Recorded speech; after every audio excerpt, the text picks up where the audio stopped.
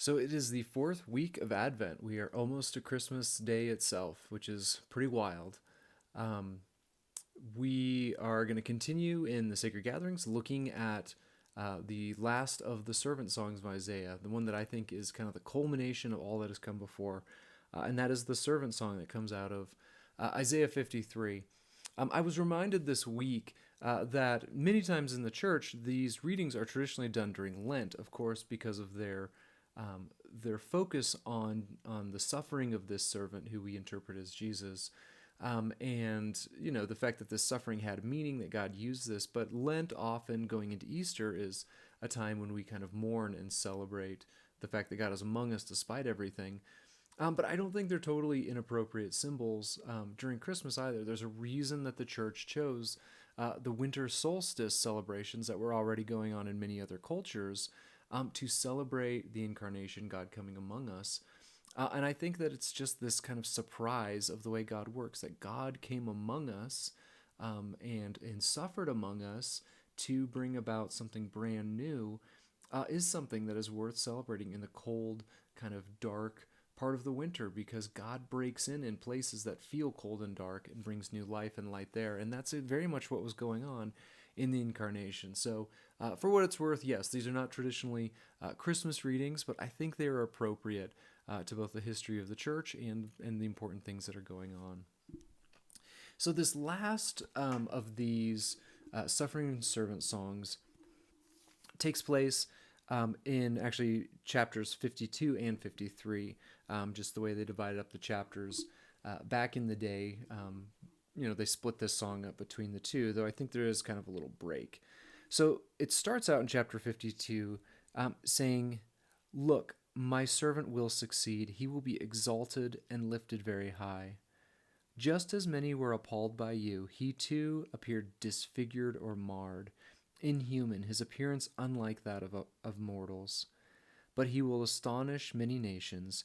Kings will be silenced because of him, because they will see what they haven't seen before, what they haven't heard before. They will ponder." And so I think what kind of functions in this song as an almost prelude, it kind of sets up the themes and the images that the rest of this song, and I think all the songs, are dealing with this kind of contrast between my servant will succeed and be exalted and lifted up, and he too will be disfigured, marred, inhuman, right? And so this contrast is a very interesting one. So we start with the exaltation, right? My servant will succeed. The job that they have been doing of restoring God's people back to Him, of restoring the relationships between human to human, is going to be succeeded. But as we're going to see a lot in this song particularly, it's not going to be the way we tend to expect it or think of it in human terms. Um, he is going to be exalted and lifted up. And those two terms are really interesting and important because, specifically in Isaiah, but most of the Old Testament, those are very specific terms that are pretty much only ever applied to God. Only God is worthy of being lifted up completely in worship. Only God is worth being exalted in this way. And although, kings and other people sometimes have something similar, those words are usually reserved for God. What are they doing being applied to this servant, right? Something even more interesting is going on here. Who is this servant? Who is this person? And yet we switch almost immediately to the contrasting image. Just as many were appalled by you, he too will be disfigured, human, and his appearance unlike that of mortals. So he will be marred, he will be disfigured, he will suffer, he will suffer. He will suffer for your own sake. But it's interesting, the way that starts out is reminding, again, this deeply broken people, this people who are in exile, people who are suffering, as many people have throughout human history. Many people are right now. Many of you who even hear this are going to recognize this, that God doesn't start by pointing out, I too have suffered. He says, I'm like you. I also am suffering. This is one of the strongest statements of his willingness to be among humanity at our absolute worst. The fact that we are small and fallible and broken, God's going to use. And this contrast, I think, between this exalted success and this, this associating with humanity that is deeply broken and unlovely.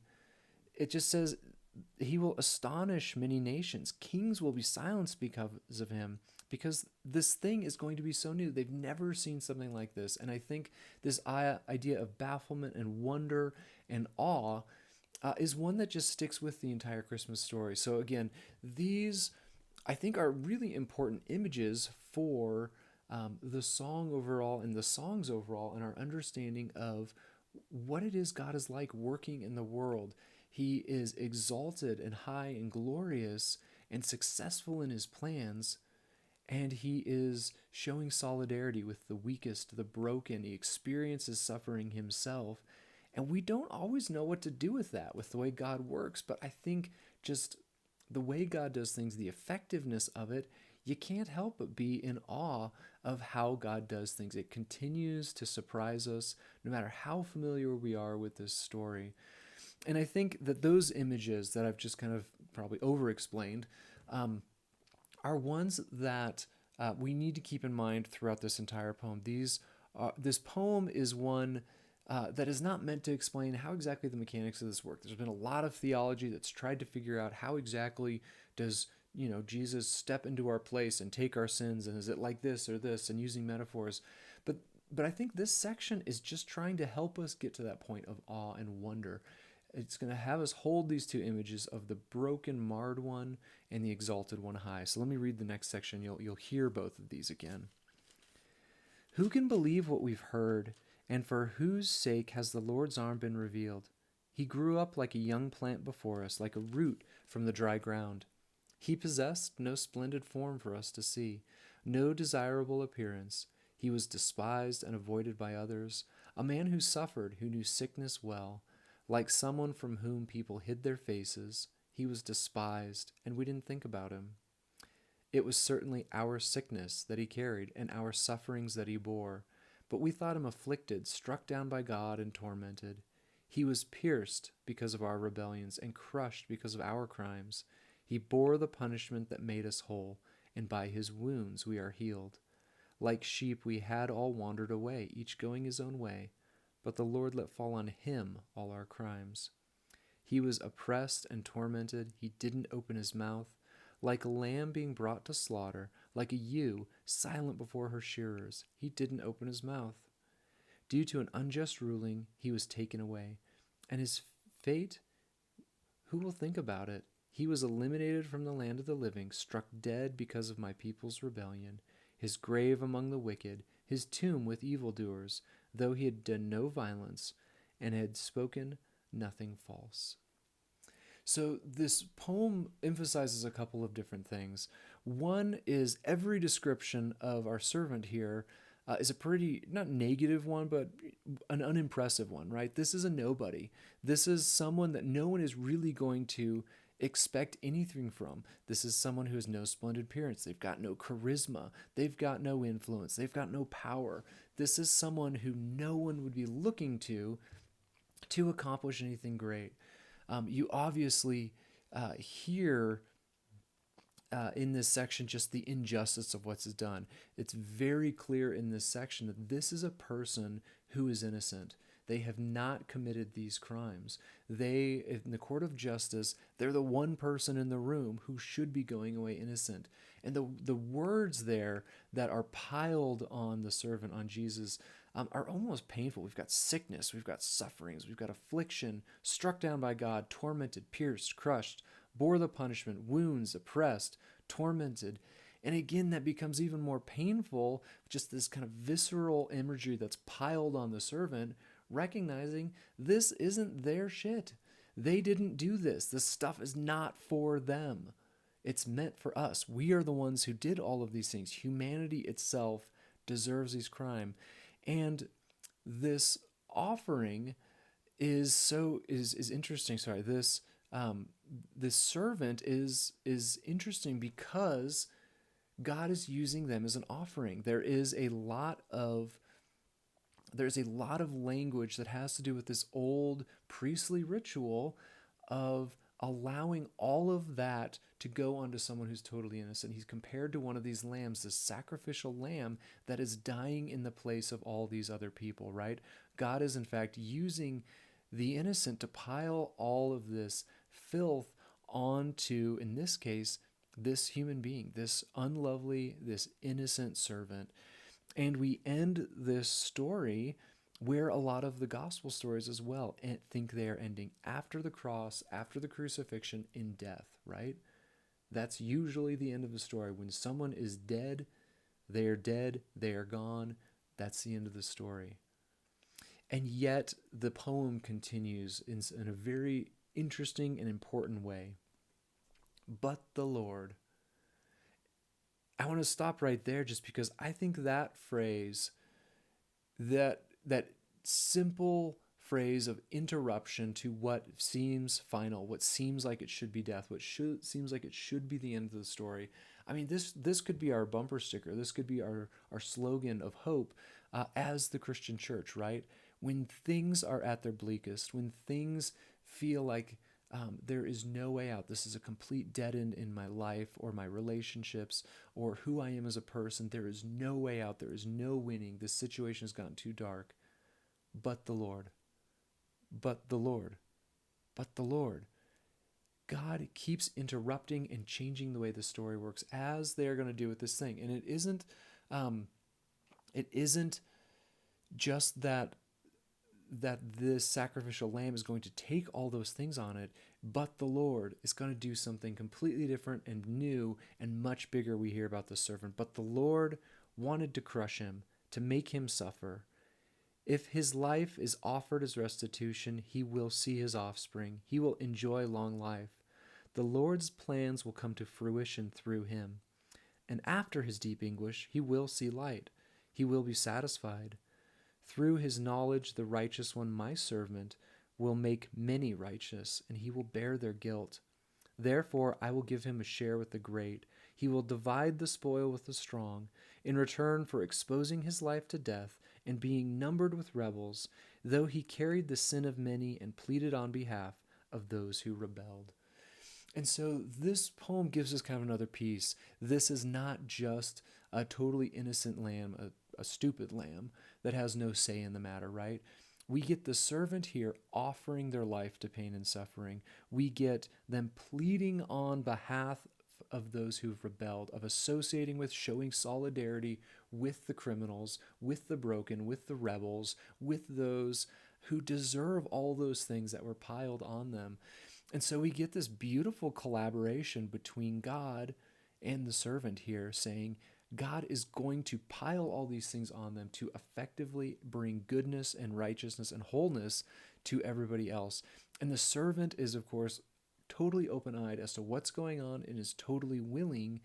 And that is why this last part of the poem just talks about, again, the effectiveness of what is being brought about. Yes, all those things are piled on them, but it's not the end of the story. They are going to see the fruit of their labors. They're going to see their own offspring. They're going to see those that they have advocated for becoming righteous. They are going to, there's so many beautiful images in here, seeing light afterwards and wholeness and health, dividing the spoil like after a big battle, right? There will be enough, there will be wholeness, there will be good things again. And so I think this section is so important to the entire Christmas story. It's so important to the entire story of how God works in the world, because despite the fact we keep trying to rewrite this story and trying to make God in a different kind of an image, this story tells us how God has chosen to work to restore all things, right? He hasn't chosen to snap his fingers and use power to get what he wants in the world. He has chosen instead to suffer. And I think that there is a deep subversion, a deep critique of the things that we tend to think of as powerful in the world in this section, right? One way or another, those who use violence, whether it's coercion, whether it's using their resources to bully other people out of the way, whether it is literal violence to harm, to intimidate, to kill those that don't agree with them, it's pretty alluring. You can see a lot of human history. It seems to work. And yet God chooses not to use violence. God is choosing to instead receive violence. And I think if we are truly going to follow God's way of doing things, we cannot use violence, we cannot bully, we cannot fall for the allure of what is traditionally mistaken for power. We have to trust God on this one. Again, the willingness to suffer, not because suffering is inherently spiritual or good in some way. It's not this denial of the body God wants. It's not that pain brings us closer to God. Are those things possible? Sure. God is able to use pain and suffering, but here, the pain and the suffering are done on behalf of others. They are done by the servant, they are done by Jesus because he knows we can't take it. We are not strong enough. We are not good enough. We can't hack it, what needs to be done. And so, because he loves us, he does it on our behalf. He is willing to suffer immensely on the cross and the abandonment of God the Father itself, becoming sin itself in the Christian story because he loved, and he does it for someone else. And there's an echo of it as well. I think God will use it as we've talked in other servant songs. When we are willing to suffer for others, God is willing to build on that and bring things out of it that are really beautiful. And the end goal, of course, is restoration, the wholeness, the making of things as they were. The Christian story is very clear. Suffering and pain and death are alien to this world. They are not the way it was meant to be. They were consequences of our free choice. They're consequences of God trusting us enough to make choices, even bad ones at times, but they are not the end goal.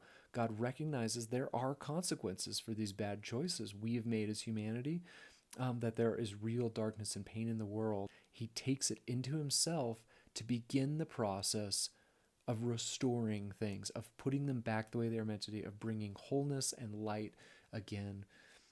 And so I think this beautiful poem, full of confusing contradictions, right, between the exaltation of this servant who is so utterly unimpressive and so utterly crushed and broken and so utterly piled upon.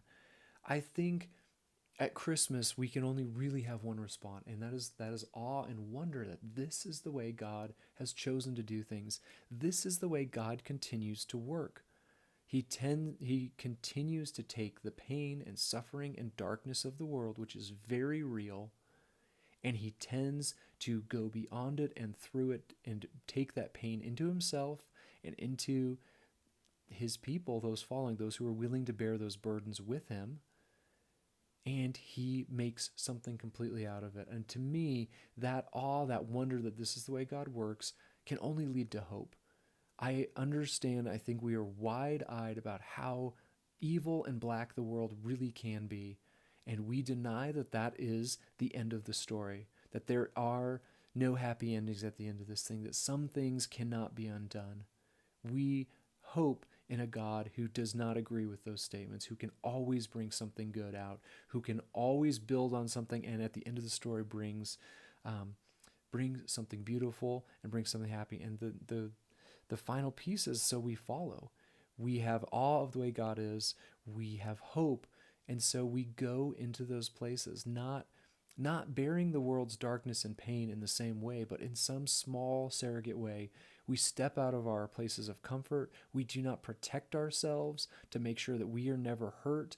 We do not wait until we feel safe and secure and have enough. We follow to where God is working in the midst of pain, in the midst of darkness, because where God is working, there is light, there is healing, there is hope. And that is the true, I think, meaning of Christmas, why light has come into the darkest time of the year. This is who we follow. This is the suffering servant who is bringing about the wholeness and the restoration of all things.